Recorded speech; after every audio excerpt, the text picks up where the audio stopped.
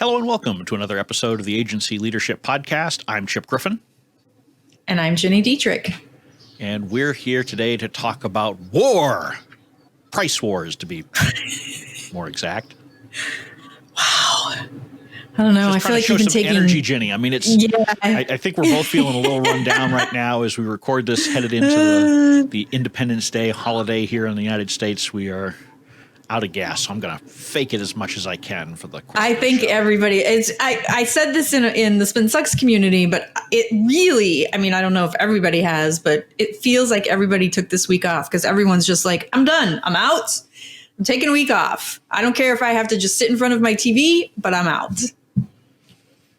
You know, it's not a bad idea. I mean, you know, we all sort of, I think, overestimate the additional time that we've supposedly gained by being at home. And obviously, right. I know you with having a young child at home have not really gained any time. Substantially lost time. I've just lost my mind. There's a difference. Yeah. But I think that happened before March, however, so. Wow. Okay. You're welcome. Yeah. So today we're talking about an article that appeared in PR Week, and it was by Steve Strickland. And unfortunately, I do not know the name of his agency. Oh, Tucker Taylor Troublemaker, of course. Yeah. It's the cool agency name. It's one of the ones that I enjoy. It's nice. Yeah. Nice alliteration. Exactly. Any case, so he talked about why PR agencies should not start a price war on fees right now.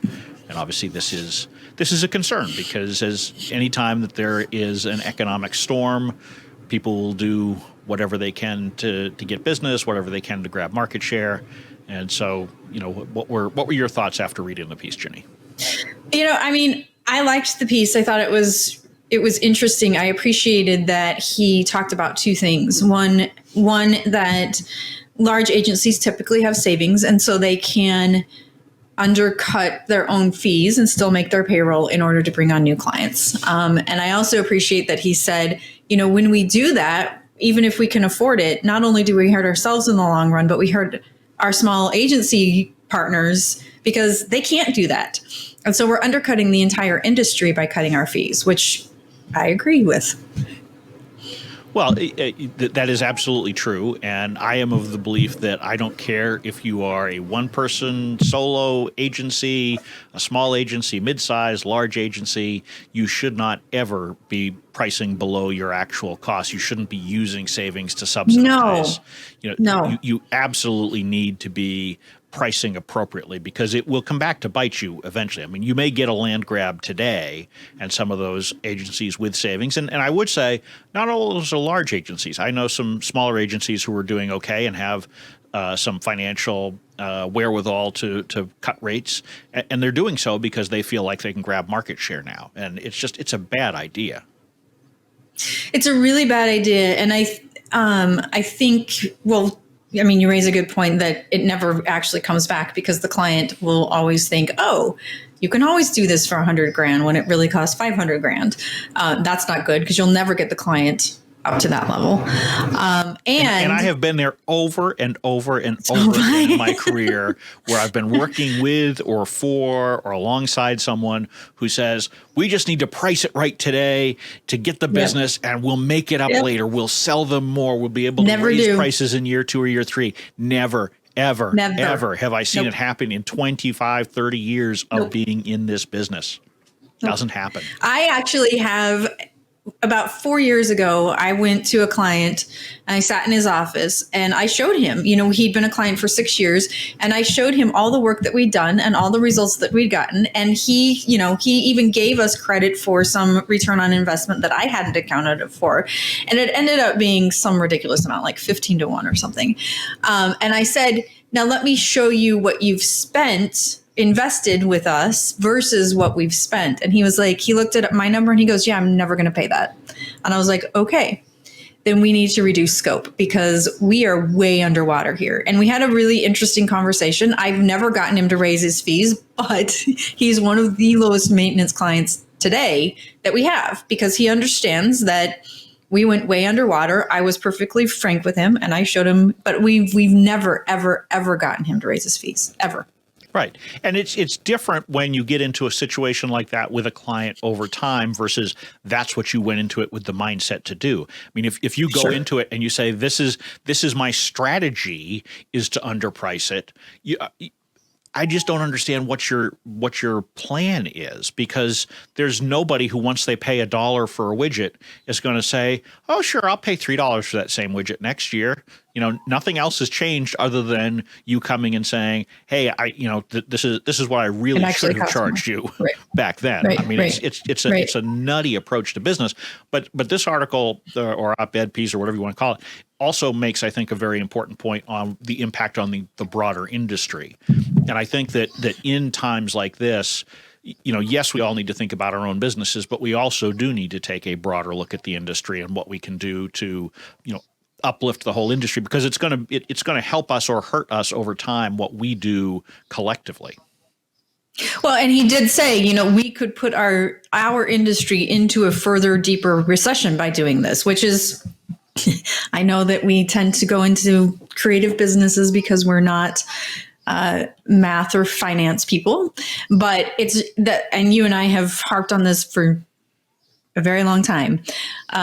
You have to understand the financial side of your business in order to be able to make these decisions. If your profit goal, let's say, is 50%, you can't be charging 60% less, because then you're not making any money, and you're paying contractors or you're paying employees or whatever it happens to be, and all of your money's going to them versus going into the business to reinvest and going to you as the owner. Yeah, I mean, at the same time, I think we do have to realize there are some agencies out there who that may be their strategic decisions. They want to put other agencies out of business. They want to undercut. Okay, fair. I mean, it fair. is, the PR and marketing agency industry is no different from any other. And so there are certainly folks out there who see a strategic benefit in shrinking the pool. I have to actually talk to a fair number of agency owners who are excited about the prospect about a shrinking pool of agencies.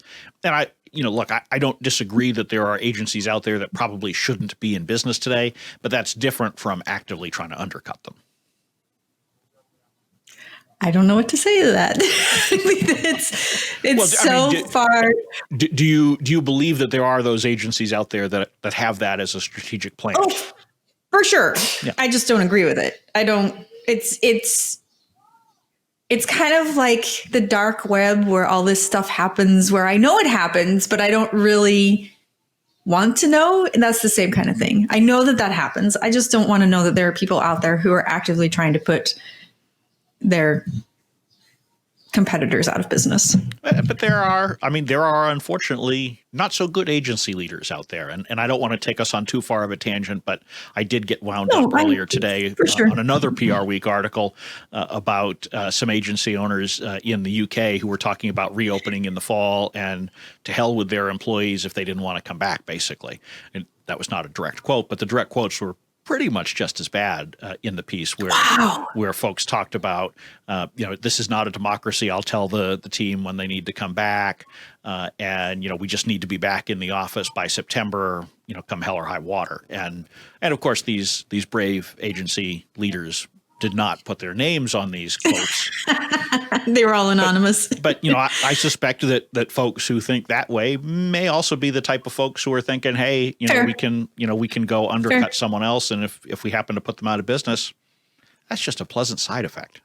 I mean, it's just it is not how I think, and I don't think it's the right way to think, because there is such a thing as karma, and it does come back to bite you at times if you are not behaving well in times of crisis. Let's put it that way.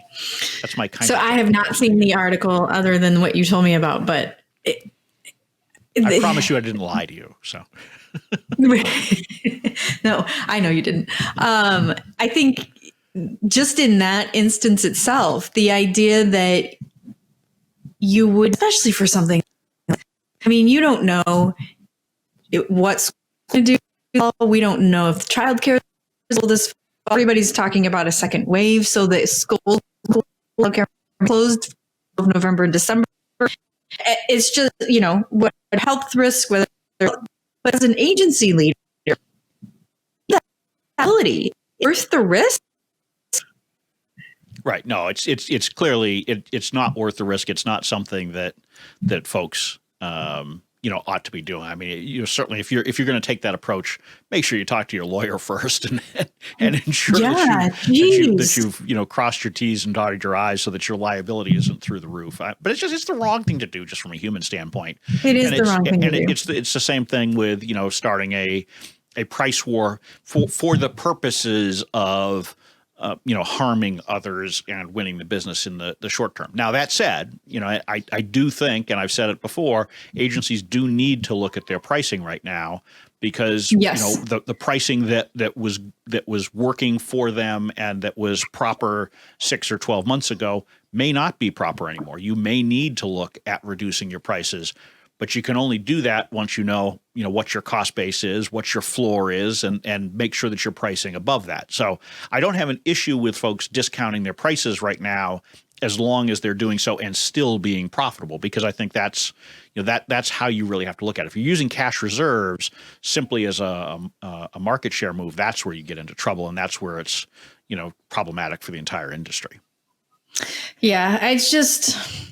I mean, we have on this podcast talked before about, maybe you unbundle services and not charge as much and all those kinds of things. But it definitely does speak to having to understand your financials, having to understand what your profit margin is, and having to understand where you might take a haircut, for lack of a better term, in some of those cases. Now, is it more important for you to bring haircuts, Ginny? I'm sorry. I was trying to think of a different phrase, so I didn't hurt your feelings, but I couldn't in the moment. I'm sorry. That's okay. I'll live with that. Sorry for interrupting.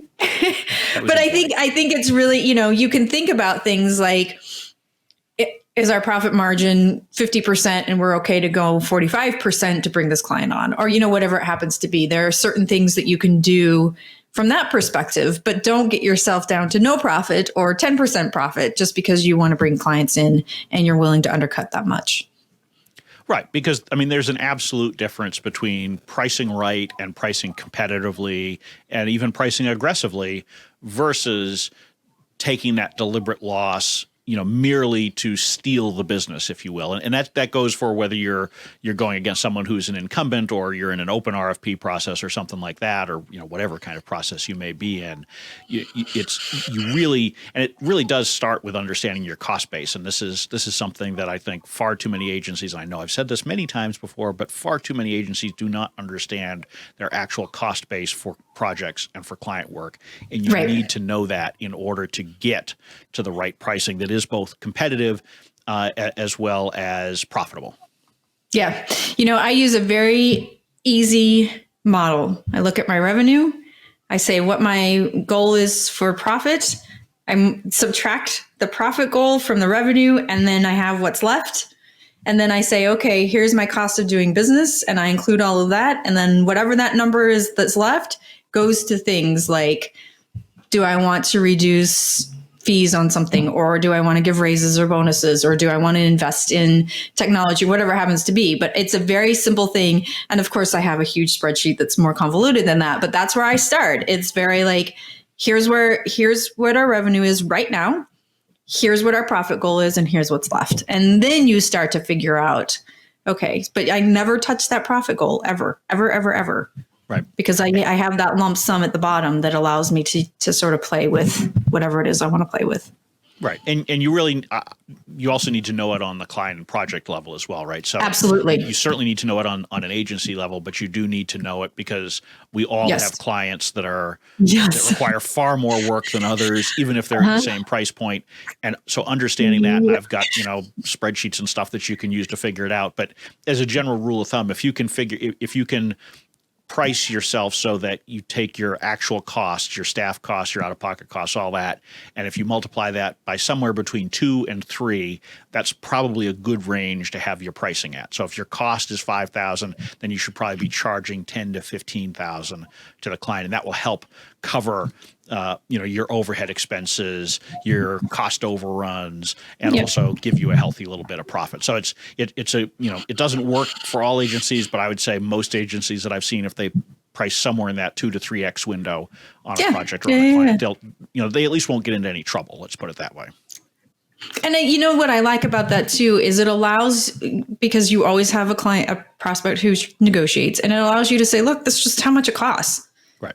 So you can, and then you're not undercutting yourself just because the client is trying to negotiate with you, because a lot of clients don't understand that we get paid for our time. And if they undercut our time, we can't scale time.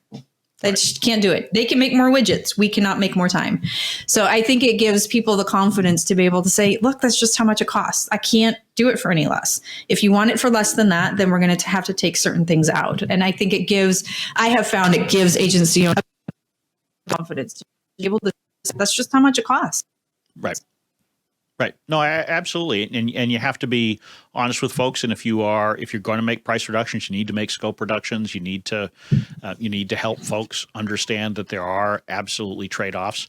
And, I mean, we're way past the point of this current crisis where any agency should be dipping into cash reserves for, to put off difficult decisions or to take the easy way out by underpricing or things like that. I mean, this has been going on long enough that you need to be running a business that's sustainable at its current rate.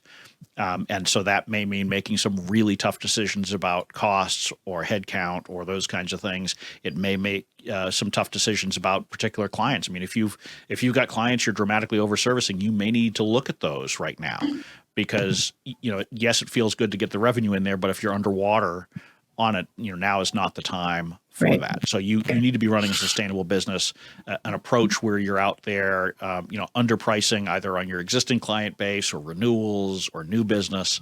It's bad for you. It's bad for the industry, and it will come back and bite you in the tuchus later on. Yes, it will. You will never, ever. Absolutely. And so I think that probably, to keep my blood pressure in check, we'll call this episode to a close. But hopefully everybody is now saying, yes, right on. We are not going to underprice ourselves now or ever. And if so, then we've done our job here. And so has Steve. Thank you for writing the article and engaging the conversation, starting the conversation. Absolutely. Great conversation. And so that will draw this episode to a close. I'm Chip Griffin. And I'm Jenny Dietrich. And it depends.